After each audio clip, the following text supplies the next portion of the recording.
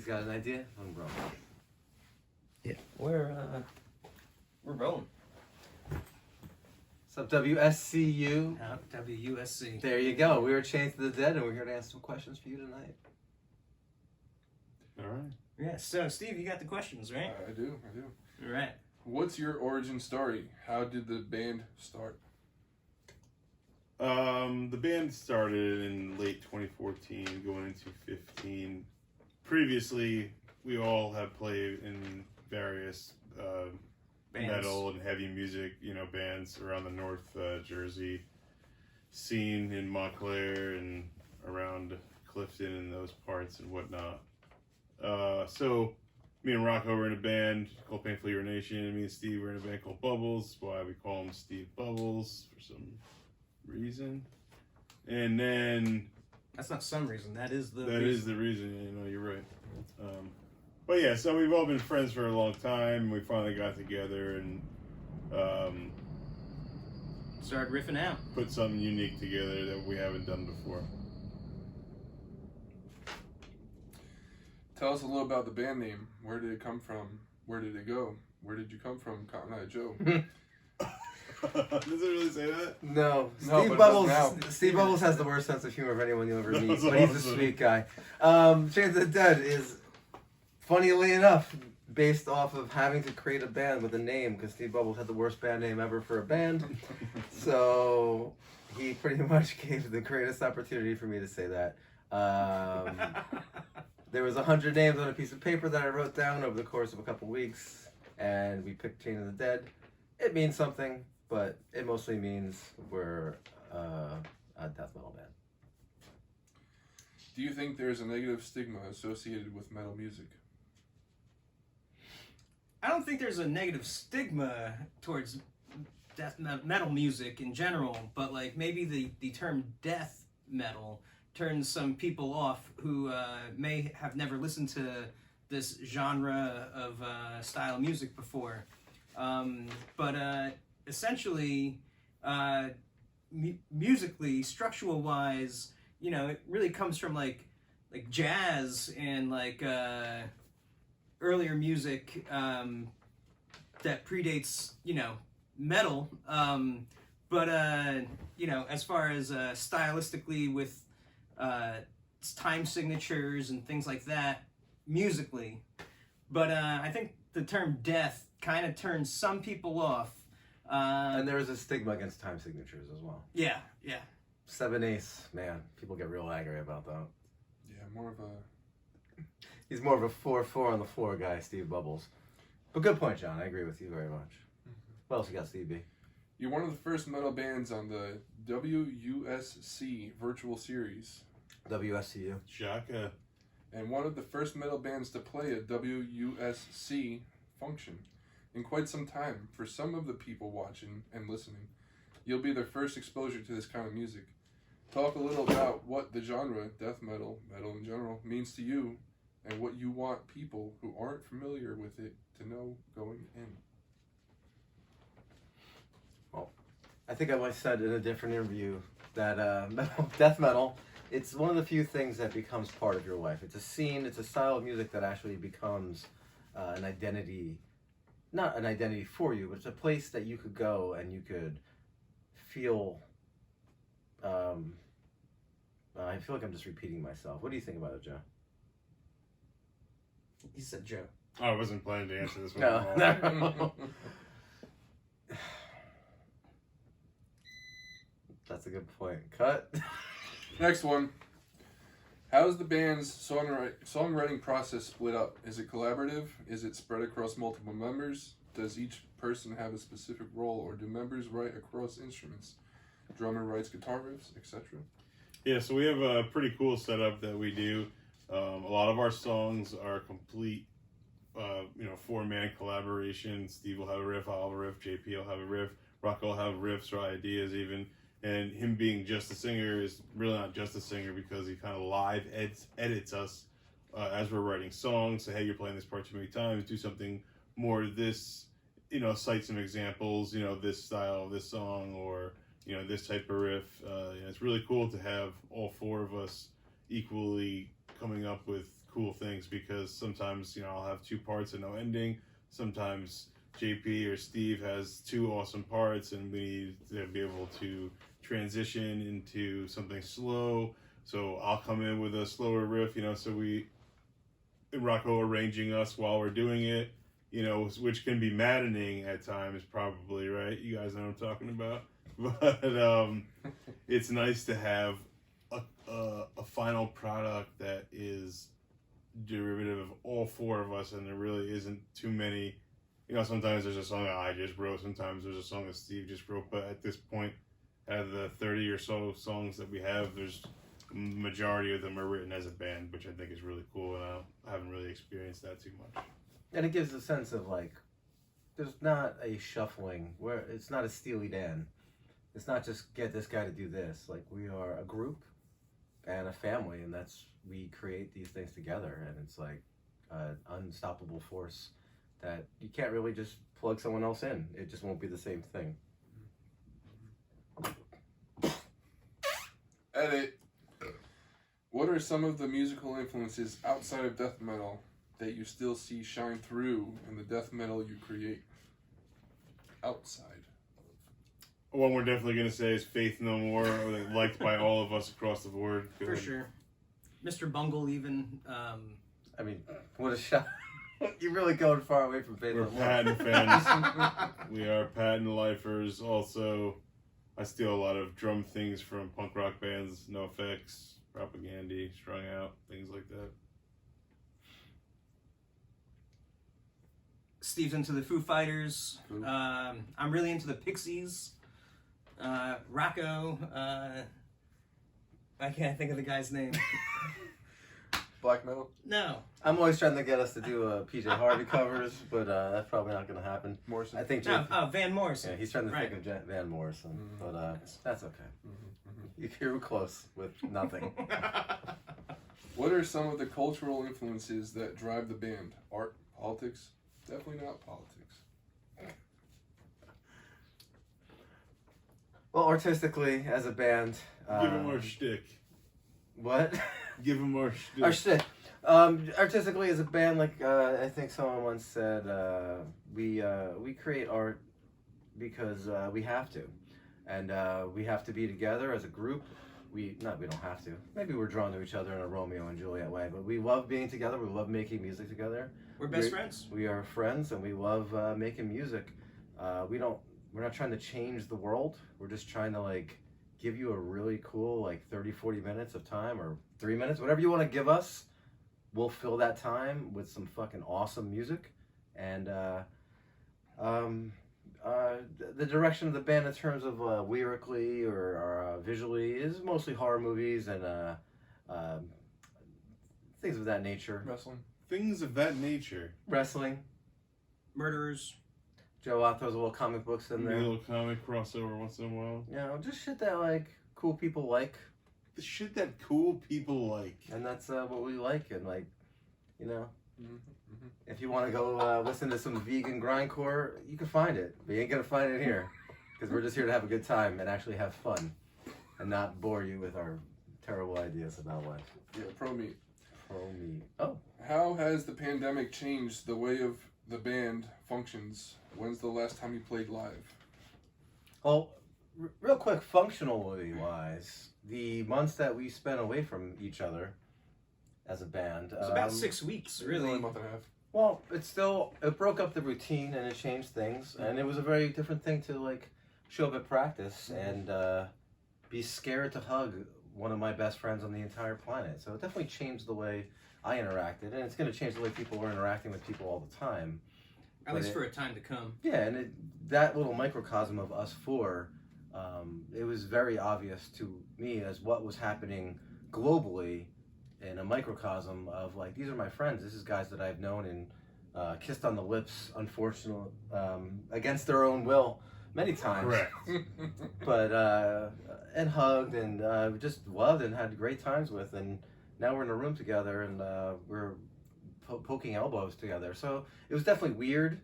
And, you know, it definitely changed it. And it definitely made me appreciate the band way more than I did before. And It's something I'll never take for granted again. So if there's anything good I could pull out of the pandemic, it is It's really nice of you. that. Yeah, well, it's very true. Yeah. And yeah, what was our last show? Do you remember? February. Today's the day. Even though we haven't played a show since February, we have played a lot during this time, during everything going on, aka COVID-19, right? But we've written an entire big batch of new music during this time. We were not slouching at all. And even though we didn't play any shows, it was nice to have the stress relief to come, and play, because the 6 weeks that we didn't play, oh, that was a really bad idea. I was very sore and out of shape for playing our type of music, so. Yeah, muscle memory definitely plays a lot, especially in certain people in the band. Not maybe named JP. You'll admit it. If you were radio DJs, what would your radio names be, and what would you call your shows? Joe actually was a radio DJ at a short stint when he went to college. I did at William Patterson. I had a show called The German Party where I talked in a German accent the entire time and played mostly death metal and Fat Records, punk rock, and introduced every song as if it was by Metallica and Pearl Jam. Very interesting years. I once guest DJ'd at the same radio station as Joe Ott with a friend of mine because he was going to get kicked out of school if his shift wasn't covered. And me and my friend drank a gallon of Gallo wine and lost our minds and I stole a Mr. Bungle California CD from that very same radio station and threw a bunch of CDs in the woods. So, sorry about that. It's Halloween, so what's everyone's favorite horror movie and favorite Halloween candy? This is your time. Texas Chainsaw Massacre and Reese's. I'm going to go Satan's Little Helper with Kit Kat. Show up. 27 Dresses. That's the scariest shit I've ever seen. And also Gobstoppers. Worst candy ever. The Pit, which is my all-time favorite horror movie. Every band I've ever been in has had a song about it. We do. It's called Teddy Tells Me to Kill. It's on Bandcamp right now. Download that thing. And favorite candy is Reese's Peanut Butter Cups, chocolate, and those weird ribbon candies you get at Christmas that are real hard and your grandma leaves them for you, only for the nostalgia. Or maybe an Andy's candy when you just eat all the chocolate off the top and then you eat the mint.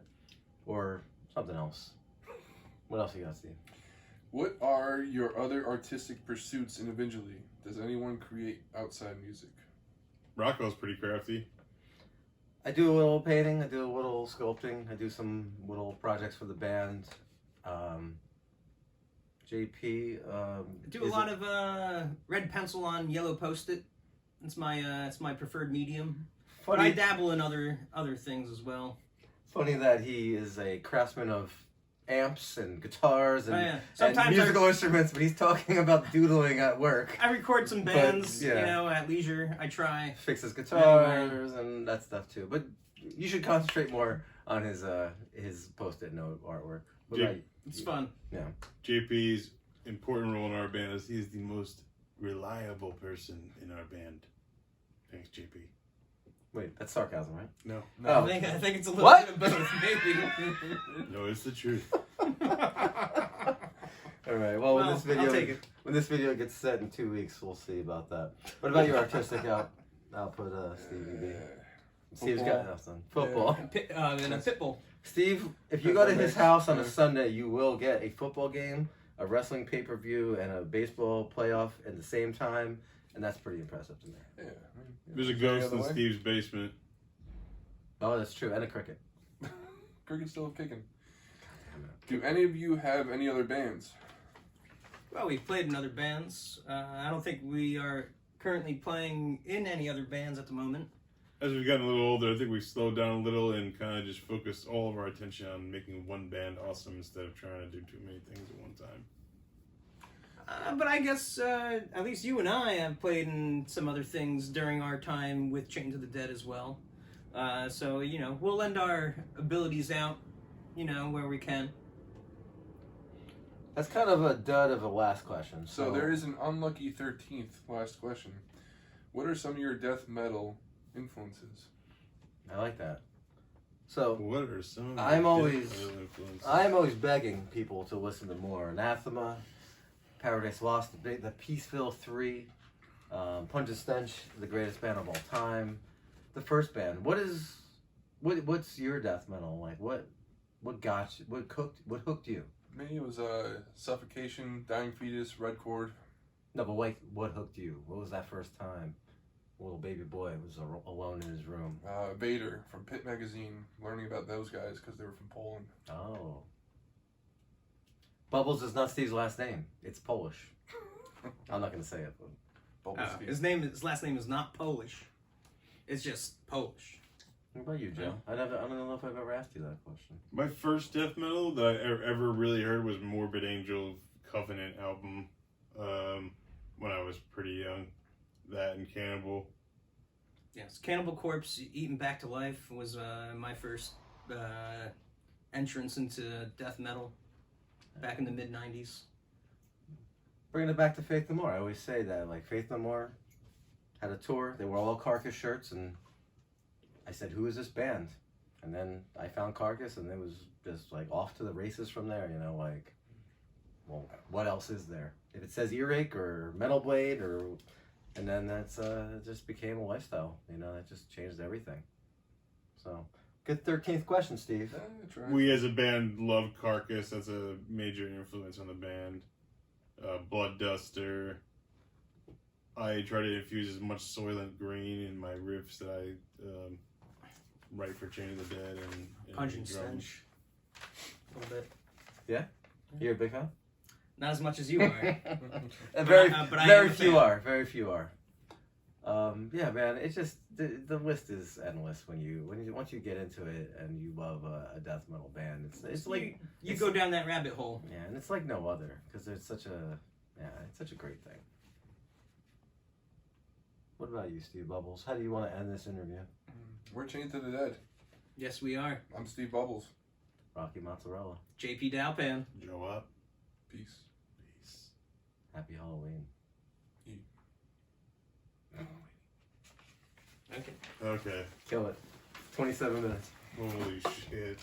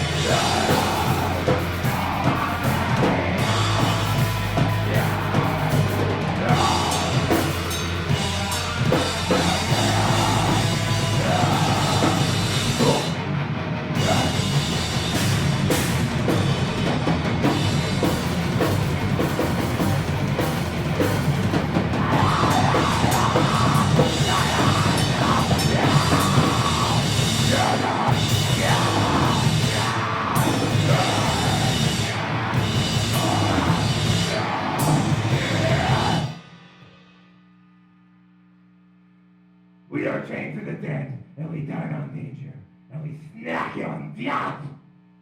This next song is a ballad of melted elbows. Fuck you. Give me a bottle of booze. Here's my dollar. Suck my...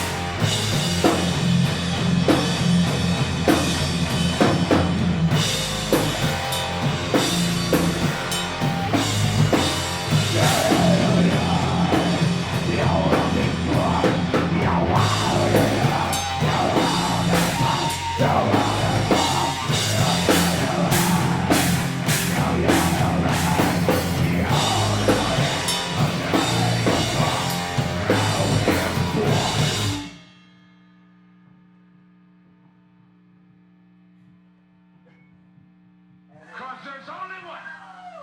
Abdullah, the butcher, the real boogeyman.